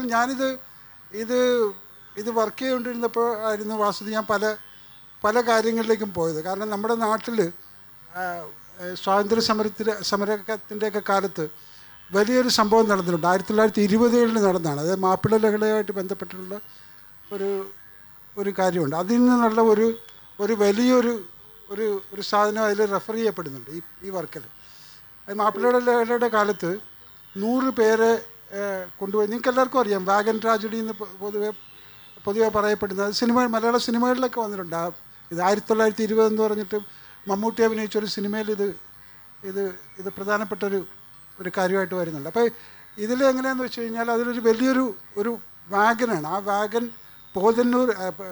തിരൂർ എന്ന് പറഞ്ഞ സ്ഥലത്തേക്ക് പോതന്നൂർ എന്ന് പറയുന്ന സ്ഥലത്തേക്ക് കൊണ്ടുപോകുന്ന ഒരു വണ്ടിയാണത്. വാഗൻ, അതായത് സാധനങ്ങൾ ചരക്കെല്ലാം കയറ്റി കൊണ്ടുപോകുന്ന വണ്ടിയിൽ 100 പേരെ അവരെ സ്വാതന്ത്ര്യ സേനാനികളാണെന്ന് പറയാൻ പറ്റില്ല. മാപ്പിള ലഹള കാലത്തുണ്ടായിരുന്ന മുസ്ലിമുകളെയാണ് 100 പേരെ കയറ്റി കൊണ്ടുവരുന്നത്. അതായത് അന്നുണ്ടായിരുന്ന ഒരു സൈന്യാധിപൻ ഉണ്ടായിരുന്നു, ഹിച്ച്കോക്ക് എന്നുള്ള പേരിൽ. അപ്പോൾ അയാളാണ് അതിന് നേതൃത്വം കൊടുത്തത്. ഈ 100 പേരെ പോതന്നൂരിലേക്ക് കൊണ്ടുപോവുകയാണ്. അപ്പോൾ ഈ കൊണ്ടുപോകാനായിട്ടുള്ള വാഗണിൽ വാതായനങ്ങളോ ജനലുകളോ ഒന്നുമില്ല. അത് കംപ്ലീറ്റ് ആയിട്ട് അടച്ചിട്ടാണ് കൊണ്ടുപോവുക. അപ്പോൾ ഇവർക്ക് ശ്വാസം കിട്ടാതെ 70 പേര് അതിൻ്റെ ഉള്ളിൽ കിടന്ന് മരിച്ചു. അപ്പോൾ ഇത് വാസ്തവത്തിൽ കാഫ്കയുടെ ഈ മരണത്തിലേക്ക് കൊണ്ടുപോകുന്ന മെഷീനുമായിട്ട് വളരെ ബന്ധമുള്ളൊരു മെഷീനായിട്ടാണ് ഞാൻ കരുതുന്നത്. ഞാൻ അങ്ങനെ അതിനെ കൂടെ സംയോജിപ്പിച്ചുകൊണ്ടുള്ളൊരു വർക്കാണിത്. അപ്പോൾ ഇതുപോലെ തന്നെ സമാനതകളുള്ളതാണ് ടിപ്പുവിൻ്റെ ടോയ്. ടിപ്പു ഒരു ടോയ് ഉണ്ടാക്കിയിരുന്നു. അതായത് ഈ ഹൈദരാലി, അതായത് ടിപ്പുവിൻ്റെ അച്ഛൻ, അന്ന് കൽക്കട്ടയിലുണ്ടായിരുന്ന ഒരു വൈസ്രോയെ ഒരു കടുവ പിടിക്കും. അയാൾ നായാടാൻ പോകുമ്പം കടുവ വേട്ടയ്ക്ക് പോകുമ്പം കടുവ പിടിച്ച് കൊല്ലും അയാൾ. ഒരു പുലി പിടിച്ച് കൊന്നു കഴിയുമ്പം ഈ ഹൈദരാലി അത് കേട്ട് സന്തോഷിക്കും. കാരണം ബ്രിട്ടീഷുകാരോട് വെറുപ്പുള്ള ആളാണ് ഹൈദരാലിയും ടിപ്പു സുൽത്താനും ഒക്കെ. അപ്പോൾ അത് കേട്ട് ചിരിച്ചിട്ട് അത് കണ്ടിട്ട് മകൻ, അതായത് ടിപ്പു സുൽത്താൻ ഉണ്ടാക്കുന്ന ഒരു ടോയാണ് ഈ വാസ്തവത്തിൽ ഈ ബ്രിട്ടീഷ് മ്യൂസിയത്തിലുണ്ടെന്ന് പറയപ്പെടുന്ന ടോയ്. അപ്പോൾ ഈ ടോയുടെ ഇതെന്ന് വെച്ച് കഴിഞ്ഞാൽ ഒരു പുലി ഒരു യൂറോപ്പിനെ ആക്രമിക്കുന്നതാണ് ഈ ശില്പം. അപ്പോൾ ഈ ശില്പത്തിൽ താഴെ കിടക്കുന്ന കൈകളൊക്കെ തകർന്നു പോയിട്ടുള്ള ഒരു യൂറോപ്യൻ, ഒരു വെള്ളക്കാരൻ അതിൻ്റെ താഴെ കിടപ്പുണ്ട്. പുലി ആക്രമിക്കുകയാണ് ഇയാളെ. അപ്പോൾ ഇതിങ്ങനെ മരണം സംഭവിച്ചുകൊണ്ടിരിക്കുന്നില്ല. ഇത് പ്രവർത്തിക്കും. ഇത് സ്വിച്ചിട്ട് കഴിഞ്ഞാൽ പ്രവർത്തിക്കുകയൊക്കെ ചെയ്യും. ഇതിൻ്റെ ഉള്ളിൽ സംഗീതം ഉണ്ടാക്കി വെച്ചിട്ടുണ്ട്, സംഗീതം ചെലുത്തിയിട്ടുണ്ട്. അപ്പോൾ ഇത് ഓപ്പറേറ്റ് ചെയ്ത് കഴിഞ്ഞാൽ സംഗീതം കൂടെ വരും. ഈ പുലി ഈ മനുഷ്യനെ കൊല്ലുന്നതോടൊപ്പം തന്നെ ആഹ്ലാദകരമായിട്ടുള്ള സംഗീതം ഇതിൻ്റെ അകത്ത് പുറപ്പെടും. അതായത് കൊല എന്ന് പറയുന്ന ഏത് തരത്തിലായാലും സന്തോഷകരമായൊരു കാര്യം കൂടിയാണ് ഈ മറ്റു മെഷീനുകളെ പോലെ എന്ന് പറയുന്ന ഒരു ചരിത്ര ഘടന ഇതിൻ്റെ അകത്ത് ഉണ്ടാക്കി വെച്ചിട്ടുണ്ട്. മിക്കവാറും നമ്മൾ പിന്നീട് വായിക്കുമ്പോൾ ഉണ്ടാകുന്ന മറ്റേ ഫൂക്കോടെയൊക്കെ ഒറിജിൻ ഓഫ് പ്രിസണിനെ കുറിച്ചുള്ള പുസ്തകങ്ങളൊക്കെ വായിക്കുമ്പോൾ നമുക്ക് കിട്ടുന്ന ഒരുപാട് ഈ പ്രിസണിനെ കുറിച്ചുള്ള, അതായത് ഒരു മനുഷ്യനെ എങ്ങനെ ഉപദ്രവിക്കാം, അയാളെ എങ്ങനെ കൊല്ലാം എന്നുള്ള രീതിയിലുള്ള ഒരുപാട് ഉപകരണങ്ങൾ ഉണ്ടാക്കിയതിനെക്കുറിച്ചുള്ള ചരിത്രം കൂടെ ഫൂക്കോയുടെയൊക്കെ പുസ്തകത്തിലുണ്ട്. അപ്പോൾ ഇതുപോലുള്ള ഒരു പരമ്പര ഈ വാസ്തവത്തിൽ ഈ ചിത്രത്തിൻ്റെ ഈ ശില്പത്തിൻ്റെ ഘടനയിലുണ്ട്. അന്ന് കൊണ്ടുവരുമ്പോൾ ഇത് മൂന്നും കൂടെ ആലോചിച്ചാണ് ഈ ചിത്രം ഉണ്ടാക്കുന്നത്. ഇതിനകത്ത് അതിൻ്റെ അകത്ത് സ്ലൈഡുണ്ടെന്ന് എനിക്കറിയില്ല, പക്ഷേ അത് അങ്ങനെ ഒരു ചിത്രമായിരുന്നു. ഏകദേശം ഒരു റെപ്ലിക്ക പോലെ ആയിരുന്നു അത്. ബ്രിട്ടീഷ് മ്യൂസിയത്തിലുള്ള ടിപ്പു സുൽത്താൻ്റെ ടോയുടെ റെപ്ലിക്ക പോലെ ഉണ്ടാക്കിയ ഒരു സാധനമാണ് അത്. വാസ്തവത്തിൽ ഇങ്ങനെയുള്ള വസ്തുക്കൾ വാസ്തവത്തിൽ ദീപൻ ശിവരാമൻ്റെയും സമകാലീന നാടക കലാകാരന്മാരുടെ അല്ലെങ്കിൽ സമകാലീന കലാകാരന്മാരുടെ മുഴുവൻ വർക്കുകളിലും ഇതൊക്കെ കാണാൻ കഴിയും, ഇങ്ങനെയുള്ള വസ്തുക്കൾ കാണാൻ കഴിയും. അപ്പോൾ അതിനെക്കുറിച്ചുള്ളൊരു അന്വേഷണമായിട്ടാണ് വാസ്തവത്തിൽ ഞാനിത് ഈ ചോദ്യങ്ങളും ഈ സംഭാഷണങ്ങളും അതിനെ ഉടലെടുക്കുന്നത്. കാരണം ഇതൊരു വളരെ ഇൻട്രസ്റ്റിംഗ് ആയിട്ടുള്ളൊരു കാര്യമാണ്. നമ്മൾ ജീവിക്കുന്ന ലോകത്തിലുള്ള കാര്യങ്ങൾ കൊണ്ട് തന്നെ നമ്മൾ ഉപയോഗിച്ച വസ്തുക്കൾ തന്നെ ഉപയോഗിച്ചിട്ട് അതിന് വേറൊരു മാനം കൊണ്ടുവരിക. ഇപ്പോൾ സമകാലീന കലയിൽ ഇപ്പം സംഭവിക്കുന്ന നമ്മുടെ കൊച്ചിയിൽ സംഭവിക്കുന്ന ബിനാലയിൽ ഇതുപോലെ പറയപ്പെടുന്നൊരു വർക്കുണ്ട്. ഒരു അർജൻറ്റീനിയൻ കലാകാരൻ്റെ വർക്ക് ഇപ്പോൾ അവിടെ പ്രദർശിപ്പിച്ചിട്ടുണ്ട്. അതായത് 3 ഫ്രിഡ്ജുകളാണത്. 3 ഫ്രിഡ്ജിലും ഈ അഴുകിയ വസ്തുക്കൾ സൂക്ഷിച്ചിരിക്കുന്ന ഫ്രിഡ്ജ് പോലെയാണത് ആ പ്രദർശനം സംഘടിപ്പിക്കപ്പെട്ടിട്ടുള്ളത്. അതിൻ്റെ ഒരു ഡോറ് തുറന്ന് കിടക്കുന്ന ഫ്രിഡ്ജായിട്ടാണ് നമ്മൾ കാണുക. അപ്പോൾ ഈ അഴുകിയ വസ്തുക്കൾ വെച്ചിട്ടുള്ള ഈ ഉള്ളിലുള്ള വസ്തുക്കൾ നമുക്ക് കാണാവുന്ന രീതിയിൽ ഇത് ലൈറ്റ് ചെയ്തിട്ടുണ്ട് അതിൻ്റെ ഇൻസൈഡ്. പിന്നെ അതിൽ ഗ്ലാസ് ഇട്ടിട്ട് മറച്ചിട്ടുണ്ട്. അപ്പോൾ ഈ ഗ്ലാസ്സിലൂടെ നമുക്ക് കാണാം അത് എന്താണെന്ന്. അപ്പോൾ ഇത് പഴകിയ വസ്തുക്കളാണ്, ഇത് കംപ്ലീറ്റ് പഴകിയ ചീഞ്ഞ സാധനങ്ങളാണ് ഈ റെഫ്രിജറേറ്ററിനുള്ളിൽ വെച്ചിരിക്കുന്നത്. വാസ്തവത്തിൽ ദീപം പറഞ്ഞ പോലെ നേരത്തെയുള്ള സംഭാഷണത്തിൽ ദീപം പറഞ്ഞു മറ്റേ ഇവർ ഉപയോഗിച്ചിരുന്ന അലൂമിനിയ കലങ്ങളൊക്കെ കൊണ്ടുവന്നിട്ടാണ് നമ്മൾ നാടകത്തിലൂടെ അതൊരു പുനരാവിഷ്കരിക്കുകയാണത്. ആ സാധനം തന്നെ നമുക്കതിനൊരു പുനർജീവനം കൊടുക്കുകയാണത്. അപ്പോൾ ഇതുപോലെ ഈ അർജൻറ്റീനിയൻ കലാകാരനായിട്ടുള്ള ഇയാളുടെ വർക്കിൽ ഇതിനൊരു പുതുജീവിതം കൊടുക്കുകയാണ്. കാരണം ഈ അളിഞ്ഞ മാംസവും കോളിഫ്ലവറും എല്ലാം വെച്ചിരിക്കുന്ന ഈ ഫ്രീസറിനുള്ളിൽ ഇത് കാണിച്ചു കൊടുക്കുന്നതിലൂടെ ഇതിനൊരു പുതിയൊരു കാഴ്ച വസ്തുവായിട്ടോ അല്ലെങ്കിൽ എക്സിബിഷന് പാകപ്പെടുത്താവുന്ന ഒരു ഒബ്ജക്റ്റുകളായിട്ടോ ഒക്കെയുള്ളൊരു പുതുജീവിതം കൊടുക്കുകയാണ്. മാത്രമല്ല അയാൾ തന്നെ ഈ അർജൻറ്റീനിയൻ കലാകാരൻ തന്നെ അയാളുടെ മുൻകാല വർക്കുകളിലൊക്കെ ഈ വർക്കുകൾ പ്രദർശിപ്പിക്കുകയും അതിനുശേഷം ഇത് ഉടച്ചു കളയുകയും ചെയ്യും. അയാളത് നശിപ്പിക്കുകയും ചെയ്യും.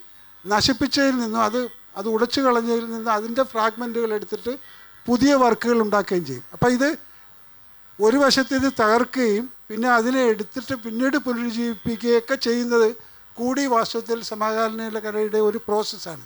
ആ പ്രോസസ്സിനുള്ളിൽ നിന്നുകൊണ്ടുള്ള ഒരു വിചാരമാണ് വാസ്തവത്തിൽ ഈ ദീപൻ്റെ നാടകങ്ങളിലുമൊക്കെ ഞാൻ കാണുന്ന ഒരു പ്രത്യേകത.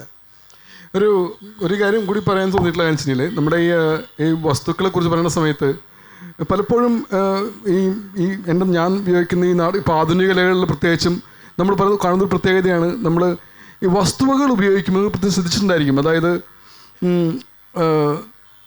ഒരു വസ്തു ഉപയോഗിക്കുമ്പോൾ നമ്മളൊരു തടി കൊണ്ട് ഒരു വസ്തു ഉണ്ടാക്കിയിട്ട് ആ തടീനെ പെയിൻ്റ് അടിച്ചിട്ട് ഇരുമ്പാണെന്ന് തോന്നിപ്പിക്കുക, അല്ലെങ്കിൽ ഒരു തെർമോക്കോൾ കൊണ്ട് ഒരു ശില്പം ഉണ്ടാക്കിയിട്ട് കരിങ്കല്ലാന്ന് തോന്നിപ്പിക്കുക. ഈ തോന്നിപ്പിക്കുക എന്ന് പറയുന്നൊരു സംഗതി എന്ന് പറയുന്നത് ഒരു നുണയുണ്ട്. ആക്ച്വലി തോന്നിപ്പിക്കൽ നുണയുണ്ട്. കാരണം അത് റിയലായിട്ട് അതല്ല. അത് നമ്മൾ ഗോൾഡാണ് തോന്നിപ്പിക്കുന്നത് പോലെയാണത്. അപ്പോൾ ഇന്ന ആളാണെന്ന് തോന്നിപ്പിക്കുക, അത് അയാളല്ല ശരിക്കും. അത് വസ്തുവല്ല, അത് മറ്റെന്തോ ധ്വനിപ്പിക്കുന്നതിന് വേണ്ടിയുള്ളൊരു ഉപായം മാത്രമാണ്. അപ്പോൾ ഇവിടെ ഇത് നാടകത്തിനകത്ത് ഉള്ളതാണ് പലപ്പോഴും. ഞാൻ നേരത്തെ പറഞ്ഞ നാടകം നാടകത്തിന് കലയുടെ ചരിത്രത്തിൽ ഇതൊന്നും സംഗതിയുണ്ട്. ധ്വനിപ്പിച്ച് കാണിക്കുന്നൊരു രീതി.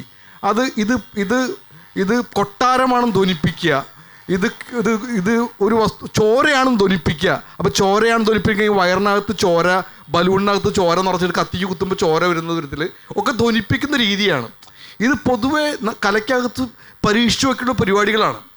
അപ്പോൾ ഈ നമ്മളൊക്കെ ഇപ്പം ഖസാക്കിന് ഇതിഹാസം അല്ലെങ്കിൽ ഉബ്രോയ് ഈ നാടകത്തിനകത്തൊക്കെ ഈ ധ്വനിപ്പിക്കുന്ന പരിപാടിക്ക് പകരം എന്ന് പറഞ്ഞാൽ ഇത് മറ്റൊന്നാണെന്ന് പറയുന്നതിന് പകരം അതെന്താണോ അത് തന്നെയാണ് കാണിക്കുന്നത്. അത് പരിപൂർണമായിക്കൊള്ളുന്നില്ല.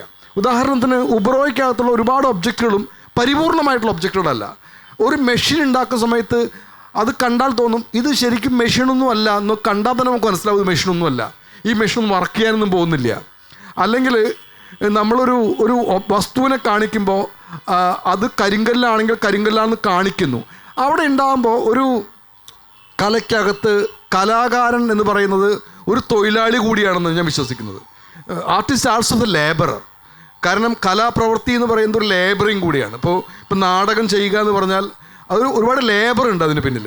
ഒരുപാട് സമയം റിഹേഴ്സൽ ചെയ്യണം, ഒരുപാട് സമയം അതിൻ്റെ വസ്തുവകൾ ഉണ്ടാക്കാൻ മെയ്ക്ക് ചെയ്യണം. നമ്മൾ ഫൈബർ ഗ്ലാസ് ഉപയോഗിച്ചും സ്റ്റീൽ ഉപയോഗിച്ചും മെറ്റൽ ഉപയോഗിച്ചും ഒക്കെ നമ്മൾ പണിയെടുക്കണം. അപ്പോൾ ഇതൊക്കെ ഉണ്ടാക്കി കഴിഞ്ഞിട്ട് നമ്മൾ നാടകം കൊണ്ടുവരുന്ന സമയത്ത് ഇത് വളരെ ഒരു സ്റ്റേജിനകത്ത് വളരെ ക്ലീനായിട്ടുള്ള സ്പേസിനകത്ത് കാഴ്ചക്കാരൻ വന്നിരിക്കുകയും ശരിക്കും ഇത് ആരൊക്കെയാണ് ചെയ്തത്, ഇതെങ്ങനെയാണ് ചെയ്തത് എന്നൊന്നും ഒരു സൂചനയും കൊടുക്കാത്ത വിധത്തിൽ അത് മറച്ചു വയ്ക്കുന്ന ഒരു രീതിയുണ്ട് കലയ്ക്കകത്ത്.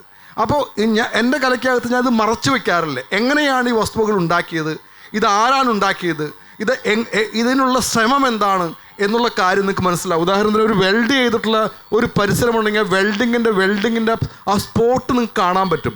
എന്ന് വെച്ച് കഴിഞ്ഞാൽ അത് വെൽഡ് ചെയ്യുന്നൊരു ലേബർ അതിന് പിന്നിലുണ്ട്. ആ വെൽഡ് ചെയ്ത് പെയിൻ്റ് അടിച്ച് കറുത്ത കളറടിച്ചത് മറച്ചു വയ്ക്കുന്നതല്ല. അതോ അതിന് അല്ലെങ്കിൽ ഒരു സ്ഥലം നമ്മൾ കുഴിച്ചെടുത്ത് കഴിഞ്ഞിട്ടുണ്ടെങ്കിൽ ആ കുഴിയുടെ മണ്ണും ആ പരിസരവും അങ്ങനെ തന്നെ കെടുക്കുന്നു. ഒരു ബ്രഷ് സ്ട്രോക്കോ അല്ലെങ്കിൽ ഒരു വസ്തുവിൻ്റെ ഒരു കയറിൻ്റെ ഒരു കഷ്ണമോ അതൊക്കെ അങ്ങനെ തന്നെ വിട്ടുകളയുന്നത് എന്തുകൊണ്ടാണെന്ന് വെച്ചിട്ടുണ്ടെങ്കിൽ ഈ ആർട്ടിസ്റ്റ് ഈസ് എ പ്രസൻറ്റ്. അതായത് കലാകാരൻ ഈസ് ദെയർ. നിങ്ങൾ കല കാണുമ്പോൾ നിങ്ങൾക്ക് കാണാമല്ല കലാകാരനെ. ഒരു ആക്ടർ നിങ്ങൾക്ക് കാണാം. ഒരു ആക്ടറുടെ വയറിനകത്ത് നിന്ന് ചോര വരികയില്ല, മറിച്ച് ചോര അയാളുടെ മേലേക്ക് ഒഴിക്കുകയായിരിക്കും ചെയ്യുക. അതായത് ഐ ആം ഡൈയിങ് എന്ന് പറയുന്ന കഥകളിൽ കൂടിയാട്ടത്തിലൊക്കെ അങ്ങനെയുണ്ട്, തെയ്യത്തിലുണ്ട് അങ്ങനെ. തെയ്യം ചോര ഇതൊന്നുമില്ല, തെയ്യം ചോര ദേഹത്തേക്ക് എടുത്ത് ഒഴിക്കുകയാണ് ചെയ്യുക. അല്ലെങ്കിൽ അപ്പോൾ ഇത് ശരിക്കും ഈ കലയ്ക്കകത്ത് ഉള്ളതാണ്. ഈ നമുക്ക് തെയ്യം കെട്ടുകാരൻ ഒരിക്കലും നമ്മൾ ഒരു കഥാപാത്രമായിട്ടുള്ള കാണുന്നത്, തെയ്യം കെട്ടുകാരനായിട്ട് കാണുന്നത്. തെയ്യം കെട്ടുകാരൻ തീയിലേക്കെടുത്ത് ചാടുമ്പോൾ അയാൾക്ക് കാല് പൊള്ളാം എന്നൊരു സാധ്യത അവിടെ കിടക്കുന്നുണ്ട്. കാരണം കനൽ ശരിക്കുമുള്ള കനലാണ്, അല്ലാതെ അത് കാണിക്കാൻ വേണ്ടി നമ്മൾ ഉള്ള തട്ടിപ്പിൻ്റെ കനലല്ല. ഇറ്റ്സ് എ റിയൽ ആയിട്ടുള്ള ഫയറാണത്. അല്ലെങ്കിൽ റിയൽ ആയിട്ടുള്ള one second just completing sentence okay. അപ്പോൾ ആ റിയൽ ആയിട്ടുള്ള ആ വസ്തുവകളുടെ റിയൽ ആയിട്ടുള്ളൊരു കാലത്ത് നിന്നുകൊണ്ടാണ് ഈ കലാകാരൻ അതുമായിട്ട് എൻഗേജ് ചെയ്യുന്നത്. അപ്പോൾ അതിലൊരു ട്രൂത്തുണ്ട് ആ കലയ്ക്കകത്ത്. ഈ ട്രൂത്ത് ആണ് ശരിക്കും ഞാൻ പലപ്പോഴും തോന്നുന്നത് തിയേറ്ററിൻ്റെ ഏറ്റവും സ്ട്രോങ് ആയിട്ടുള്ള ഒരു ക്യാരക്ടർ.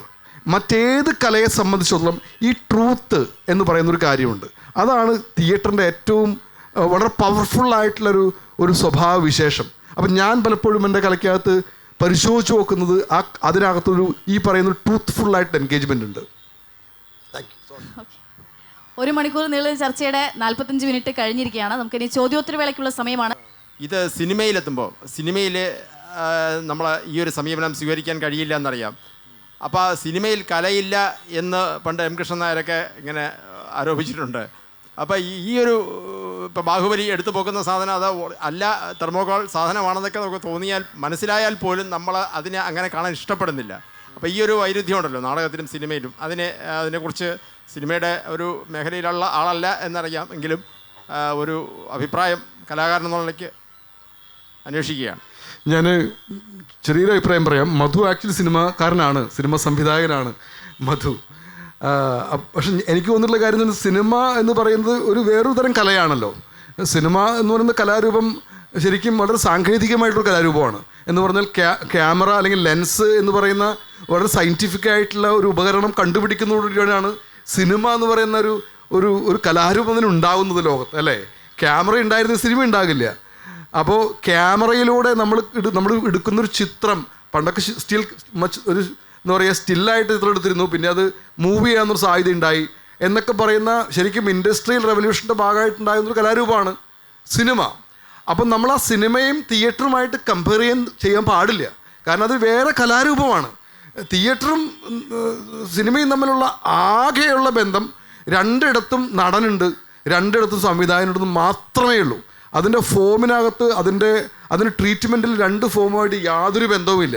ഷൂട്ട് ചെയ്യുന്ന പ്രോസസ്സ് കഴിഞ്ഞ് എത്രയോ ഘട്ടത്തിലൂടെ കടന്നു പോയിട്ട് വേണം നമ്മൾ കാണുന്ന സിനിമയായി തീരാനായിട്ട്. പക്ഷേ നാടകം എന്ന് പറയുന്നത് എപ്പോഴും പ്രോസസ്സാണ് ശരിക്കും. കാരണം ഇന്ന് കാണുന്ന നാടകമല്ല നാളെ കാണുന്നത്. മധു? അത് ശരിയാണ് പറഞ്ഞത്. കാരണം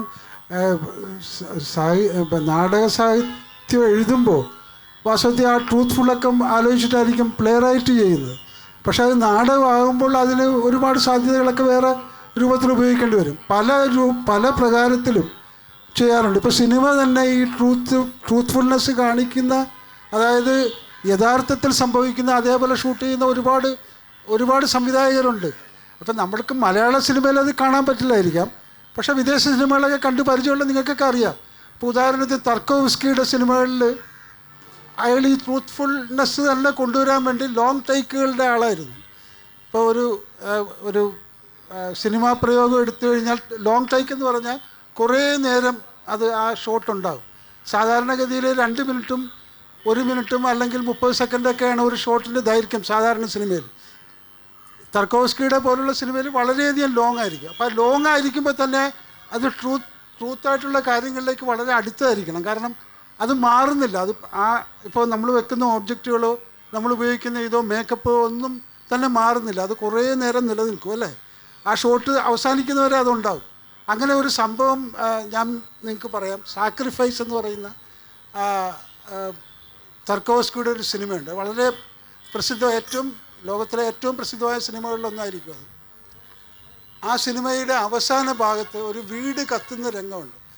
ആ കത്തുന്ന രംഗത്തിൽ സാധാരണ സിനിമയിൽ കാണിക്കുക അതിൻ്റെ ഡമ്മി ഉണ്ടാക്കുക, അല്ലെങ്കിൽ ഇതൊക്കെയാണ് എല്ലാവരും ചെയ്യുക. തെർമോക്കോൾ കൊണ്ട് നിങ്ങൾ പറഞ്ഞ പോലെ തെർമോക്കോൾ കൊണ്ട് അത് ഉണ്ടാക്കിയിട്ട് അത് കത്തിക്കുക, പെട്രോൾ ഒഴിച്ച് കത്തിക്കുകയൊക്കെയാണ്.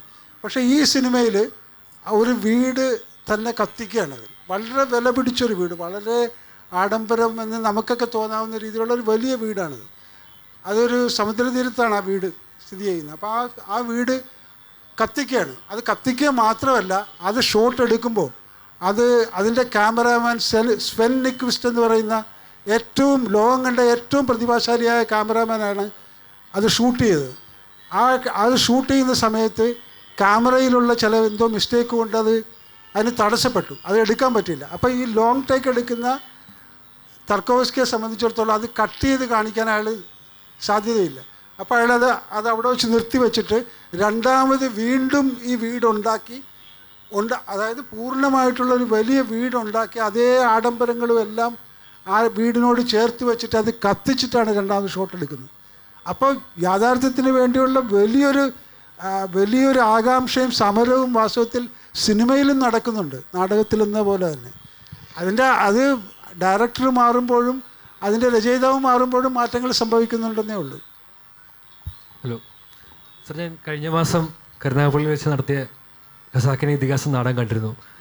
അപ്പോൾ ഞാൻ സാധാരണ നാടകങ്ങൾ കാണുന്നതിൽ വ്യത്യസ്തമായിട്ട് ആക്ടേഴ്സ് ഒരുപാട്, ഇപ്പോൾ ഈ പറഞ്ഞ പോലെ റിയൽ ലൈഫ് സിനേറിയോയിലെ ആക്ടേഴ്സ് ഒരുപാട് സ്ട്രഗിൾ ചെയ്യുന്നുണ്ട്. അതായത് നല്ല ഫൈറ്റ് എന്നൊക്കെ പറഞ്ഞാൽ കറക്റ്റ് ഒരു റിയൽ ലൈഫ് ഫൈറ്റ് പോലെ തന്നെ തമ്മിൽ തല്ലുക തന്നെ ചെയ്തതുപോലെ തന്നെ എനിക്ക് തോന്നി. അപ്പോൾ നമ്മൾ മണ്ണിൽ കുഴിക്കുക, അങ്ങനെ സാധാരണ ഒരു നാടകങ്ങളിൽ നമ്മൾ സ്റ്റേജിൽ കാണുന്ന നാടകങ്ങളാണെങ്കിൽ കുറച്ച് ലൈറ്റൊക്കെ ഇട്ട് ബഹളമൊക്കെ ഉണ്ടാക്കി കഴിയുമ്പോൾ ഒരു തല്ല് നടക്കുന്ന പോലെ തോന്നുമായിരുന്നു.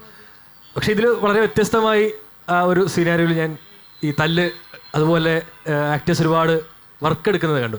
അപ്പോൾ ഇങ്ങനെ ഇതിൻ്റെയൊക്കെ ഒരു പ്രാക്ടീസ് സമയത്ത് ആക്ടേഴ്സ് ഒരു റെസിസ്റ്റൻസ് ഒക്കെ കാണിച്ചു കഴിഞ്ഞാൽ, ഒരു പ്രൊട്ടസ്റ്റ് ഒക്കെ കാണിച്ചു കഴിഞ്ഞാൽ സാർ എങ്ങനെയാണ് മാനേജ് ചെയ്ത് ഇവരെ കറക്റ്റ് ഡയറക്ടറായിട്ട് മെൻറ്റ് ചെയ്ത് താങ്കൾക്ക് വേണ്ട ഒരു ഐഡിയയിലേക്ക് എത്തിക്കുന്നത്?